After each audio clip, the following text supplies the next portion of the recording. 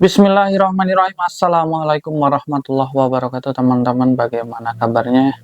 Semoga teman-teman dalam keadaan sehat walafiat, tidak kurang sesuatu apapun, sampurasun. Semoga teman-teman dalam menjalankan hari-harinya mendapatkan ridho dari Allah Subhanahu wa Ta'ala.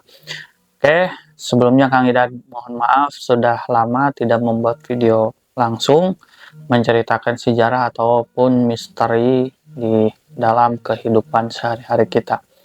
Bertepatan kali ini Kang Idad akan mengungkapkan masih tentang kebudayaan Sunda, sejarah dan filosofi orang-orang Sunda, bagaimana menjalani hidup dan kehidupan yang telah diatur oleh aturan adat oleh leluhur-leluhur kita yang sudah diwariskan turun-temurun.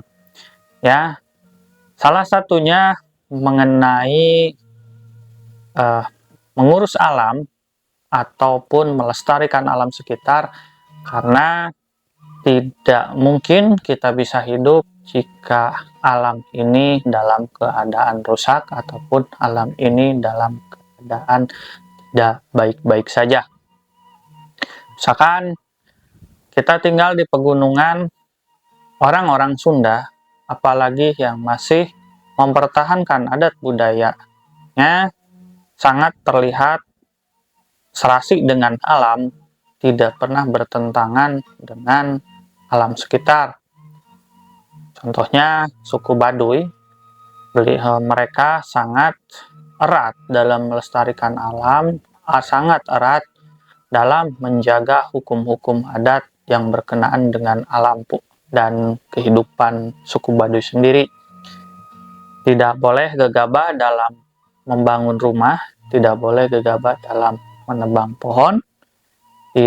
Bahkan masyarakat suku Baduy itu dilarang bersekolah secara formal, misalnya di sekolah dasar ataupun sebelumnya di TK, PAUD, sekolah dasar, SMP sampai ke jenjang yang lebih tinggi pun ya sedikit sekarang ada di Baduy luar, salah satunya yang sudah berstatus seorang sarjana.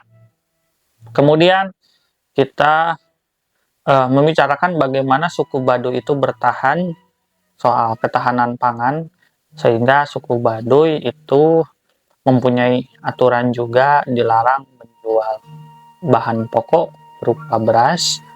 Beras biasanya huma ya, menghuma, jadi padi yang ditanam tidak di sawah, yang huma kalau orang Sunda menyebutnya, itu dilarang kelas. Kalau yang lainnya boleh dijual, tapi hanya beras yang tidak boleh, itu sudah aturan baku.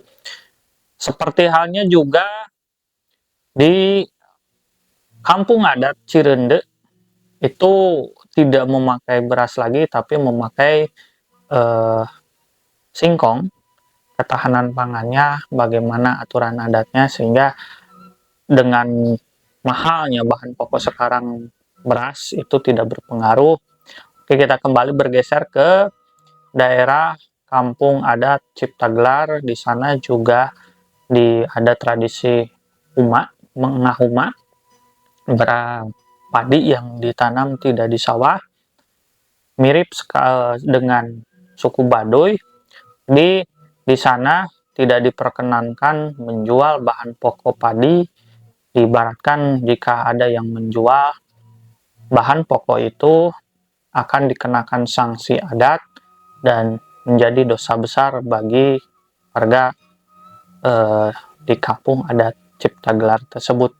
Dan di kampung adat Ciptagelar, suasana kesundaannya sangat jelas terasa, sangat kental dengan suasana-suasana Sunda zaman dahulu. Kemudian juga di Ciamis ada kampung adat, yaitu Kampung Kuta, yaitu kampung tertua yang ada di wilayah Kabupaten Ciamis. Konon juga bagian dari Kerajaan Galuh, itu kerajaan kemaharajaan yang ada di Tatar Sunda yang terbesar setelah Kerajaan Tarumanegara dan saudaranya, yaitu Kerajaan Sunda.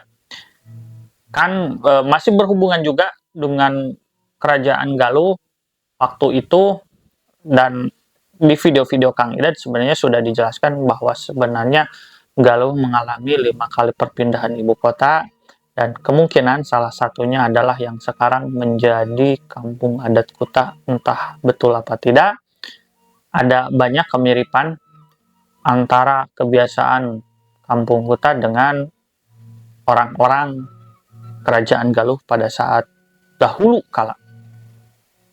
Ada 5 kali perpindahan kan, sampai yang terakhir itu di Astana Gede Kawali sebelum era keemasannya berakhir dan berpindah di Pakuan Pajajaran. Yang sudah disepakati itu di Karangkamulian dan di Astana Gede. 3 kemungkinan tempat yang belum bisa disepakati dan belum diketahui.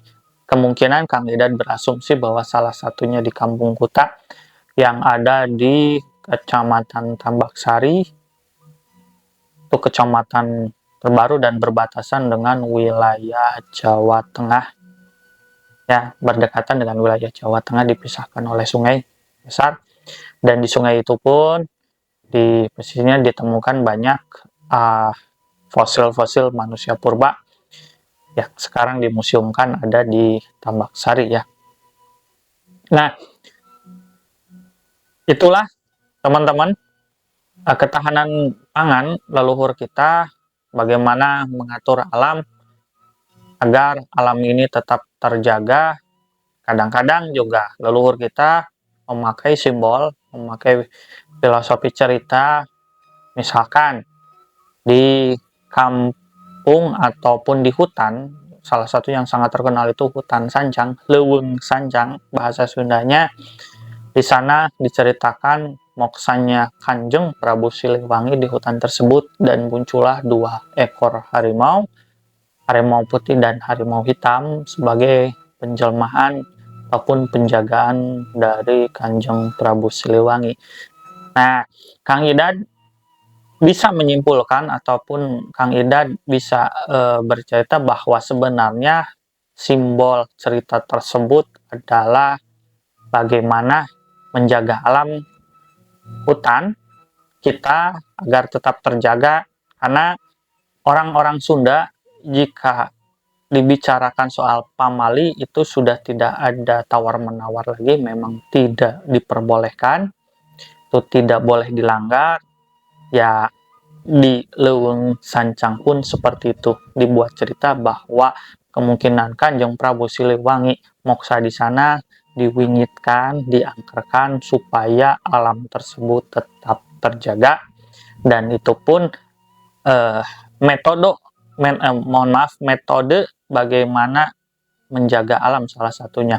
Karena jika alam sudah diruksak, gunung sudah dihabiskan, jadi ratakan, kemudian pohon-pohonnya ditebang, sungai dikeruk pasirnya, dan terjadinya kalau musim hujan itu kebanjiran, kemudian kalau musim kemarau ya kekeringan.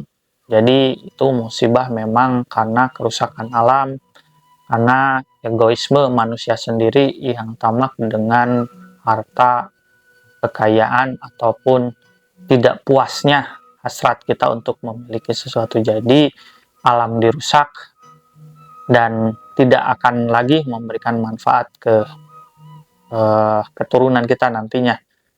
Gunung sudah tidak bisa lagi menyimpan air, kemudian tanahnya sudah tidak subur lagi dikarenakan yaitu tadi kita tidak mampu menjaga alam sekitar. Itu saja teman-teman kali ini yang bisa Kang Idad sampaikan di balik cerita para leluhur kita, filosofi leluhur kita dalam menjaga alam, dan sampai saat ini kampung-kampung yang masih mempertahankan adat budayanya itu masih ada dan masih bisa dilihat oleh kita. Itu saja, semoga ada manfaatnya. Wassalamualaikum warahmatullahi wabarakatuh.